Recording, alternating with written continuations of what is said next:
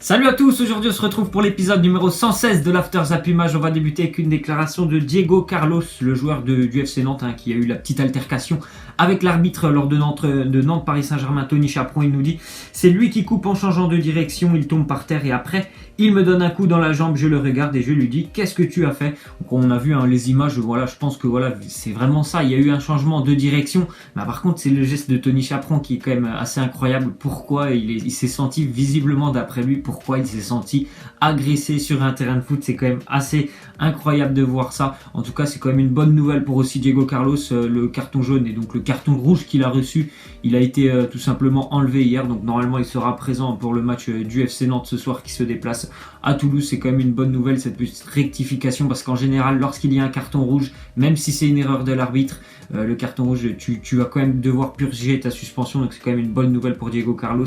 Il y a eu un changement, il ne sera donc pas suspendu. Ensuite on voit que Morgan Sanson souffre normalement et visiblement d'une entorse au genou. Il est sorti hier sur blessure face à Strasbourg à la 70e. C'est quand même assez inquiétant pour l'Olympique de Marseille, et je pense que Morgan Sanson il commence un petit peu vraiment à s'imposer là dans l'effectif marseillais depuis quelques semaines. C'est inquiétant parce qu'il a fait encore une fois une bonne prestation hier. Il est énormément doué techniquement et c'est vraiment dommage pour lui et pour l'Olympique de Marseille. D'ailleurs on voit la petite déclaration de Rudy Garcia, il nous dit: c'est une entorse du genou, on verra aujourd'hui, j'espère que ce n'est pas méchant, je suis inquiet mais je ne peux pas en dire plus. Donc on en apprendra certainement un peu plus aujourd'hui, mais c'est vraiment dommage quand même. Il a vraiment énormément de talent, je pense qu'il aide beaucoup l'Olympique de Marseille depuis qu'il est vraiment très bien installé au sein du dispositif marseillais. Hier il a joué un petit peu en numéro 10 au soutien de Valère Germain, ça a été plutôt assez intéressant tout ce qu'il a donné lors de ce match. Morgan Sanson, donc j'espère pour lui que ça c'est pas trop grave cette blessure, et puis j'espère aussi pour l'Olympique de Marseille. On continue donc avec Marseille, voilà, qui s'est imposé 2-0 face à Strasbourg grâce à des buts de Clinton Ng et Dimitri Payet. Match vraiment abouti de la part des Marseillais qui ont dominé largement le Racing Club de Strasbourg. C'est vraiment une victoire logique. L'Olympique de Marseille, voilà, qui conforte son bon début d'année 2018 avec une nouvelle victoire après celle de Rennes samedi en championnat.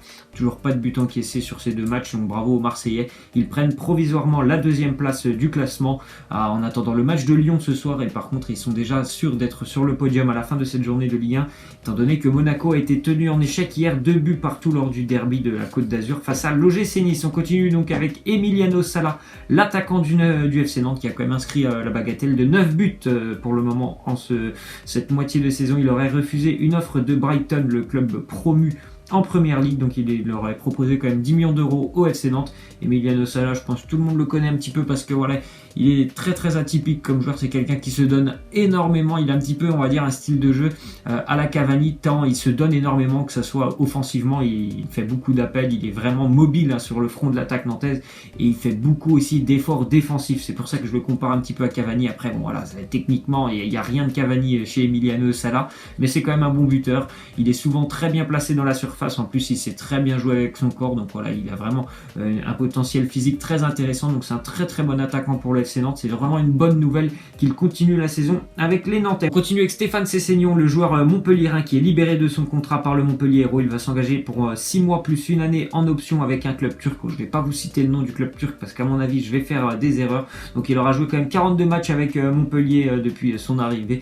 Voilà, c'est une petite perte quand même. Je pense que ça n'aura pas d'incidence pour le Montpellier Hérault, mais il faudrait vraiment trouver quand même un successeur à Stéphane Sessegnon, parce que voilà, c'est quand même quelqu'un qui était visiblement très intéressant depuis le début de l'année avec Montpellier, quelqu'un qui avait pas mal d'expérience. Ensuite on voit une petite info, donc le FC Porto et Lorient sont tombés d'accord, je vous en avais parlé hier, pour le transfert d'Abdoul Majid Waris, le joueur lorientais, donc qui va signer son contrat avec Porto pour 6 millions d'euros. On continue donc avec la grosse info. On sait tous que Pierre-Emerick Aubameyang va quitter le Borussia Dortmund. Il ne souhaite plus continuer sa carrière du côté de Dortmund, et à l'heure actuelle il y a pas mal de rumeurs qu'il envoie du côté d'Arsenal, et ça pourrait impliquer un échange avec un autre joueur d'Arsenal, Olivier Giroud, l'attaquant aussi français de l'équipe de France, Olivier Giroud, qui pourrait lui faire le chemin inverse et rejoindre le Borussia Dortmund. On continue donc avec une déclaration de Claude Puel, l'entraîneur de Leicester. Il nous dit: est-ce que Mahrez vaut 100 millions de livres, c'est-à-dire à peu près 110 millions d'euros? C'est possible, peut-être que cet été il vaudra encore plus. Donc je pense que Claude Puel, bien sûr, là, il est entraîneur de Leicester, il espère conserver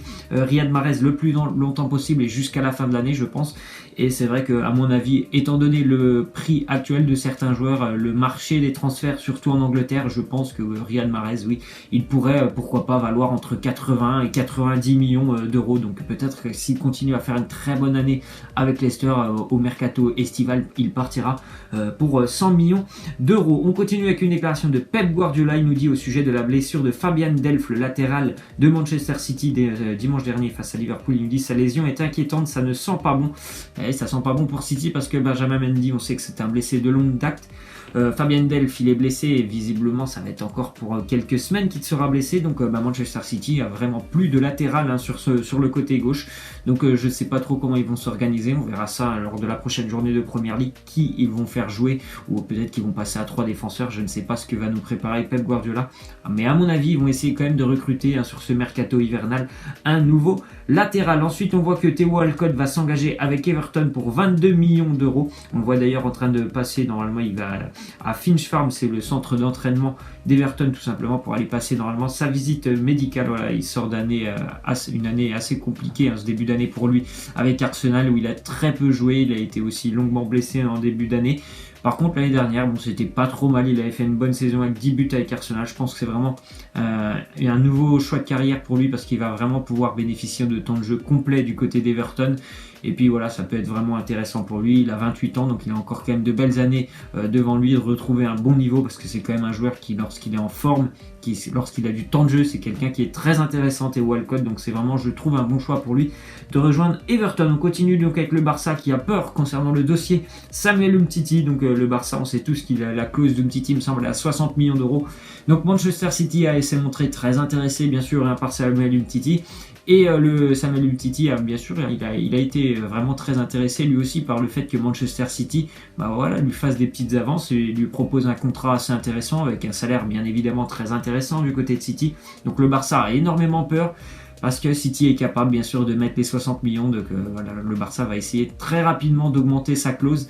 Sinon aussi Samuel Umtiti, lui, il espère plutôt être prolongé au mercato estival, pour vraiment voir ce que lui propose Manchester City. Donc on verra tout ça, je pense, au mercato estival. On continue avec Manchester United, qui aurait promis à Alexis Sanchez un salaire de 400 000 euros par semaine, soit 20 millions d'euros annuels, s'il signait à United plutôt qu'à Manchester City. Donc pour le moment, ça devrait se finaliser dans quelques jours. On ne sait toujours pas vraiment la destination que va prendre Alexis Sanchez, mais en tout cas, visiblement, c'est du côté de Manchester, plutôt United à l'heure actuelle, même si ça impliquerait visiblement, encore une fois, un échange entre United et Arsenal, parce que Mkhitaryan devrait faire lui le chemin inverse, un petit peu comme Olivier Giroud. Mkhitaryan devrait arriver du côté d'Arsenal si Alexis Sanchez arrive à United. Ensuite, on voit une déclaration d'Antonio Conte, l'entraîneur de Chelsea. Il nous parle de Michy Batshuayi. Il nous dit son futur, je ne sais pas de quoi il sera fait, c'est la direction qui prendra la décision finale, pas moi. En tout cas, Antonio Conte, je sais aussi très bien qu'il souhaite voir arriver un nouvel attaquant. Si jamais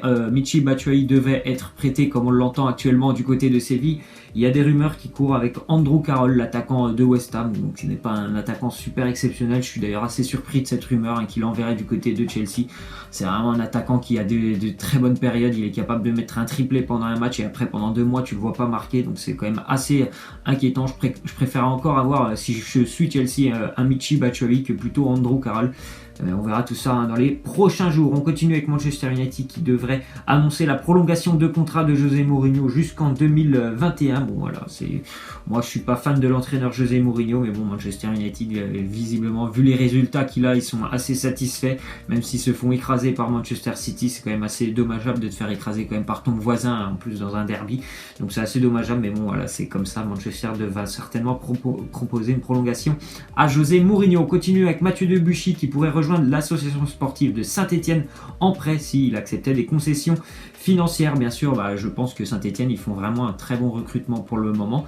Il y a pas mal de joueurs qui vont arriver, notamment aussi Paul-Georges Ntep, qui va normalement signer aujourd'hui, je pense. Et s'il y avait en plus Mathieu Debuchy et pourquoi pas Neven Subotic, l'ancien défenseur du Borussia Dortmund, je trouve que ça serait vraiment un recrutement très très intelligent de la part des Stéphanois. Donc on verra tout ça dans les prochains jours. Ensuite, on apprend que Maxime Gonalon, l'ancien joueur de l'Olympique Lyonnais, qui était parti depuis 6 mois du côté de l'AS Roma, il pourrait revenir directement lors de ce mercato en Ligue 1. On n'a pas pour le moment de club, mais visiblement ça se passe pas trop bien pour lui. Il n'a pas énormément de temps de jeu, il n'a pas réussi à s'imposer du côté de la Roma.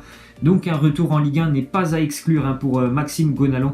On ne connaît pas le club pour le moment. Et on va terminer donc avec la question de fin. Vous voyez le 11 de Manchester United si jamais il y a l'arrivée d'Alexis Sanchez. Donc vous voyez un petit peu, ça serait un 4-2-3-1 avec Alexis Sanchez sur le côté gauche plutôt à la place de Martial. Donc est-ce que vous, les supporters de United, ça vous plaît cette équipe? Moi ça me plaît pas du tout. Déjà de voir que Martial a été sorti, que Lukaku est plutôt en attaque. Je préférerais à la rigueur voir Sanchez en attaque et Martial sur le côté.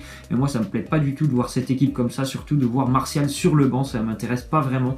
Déjà que j'étais pas trop chaud, je suis supporter du United, je suis pas trop chaud pour l'arrivée d'Alexis Sanchez.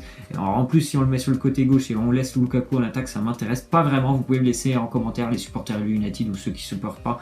Mais voilà, laissez-moi en commentaire ce que vous en pensez de cette disposition d'équipe pour United. Voilà, c'est la fin de cet After Zapping Match. J'espère que ça vous aura plu. N'hésitez pas à lâcher des likes, à vous abonner. Moi je vous laisse et je vous dis à la prochaine. Ciao!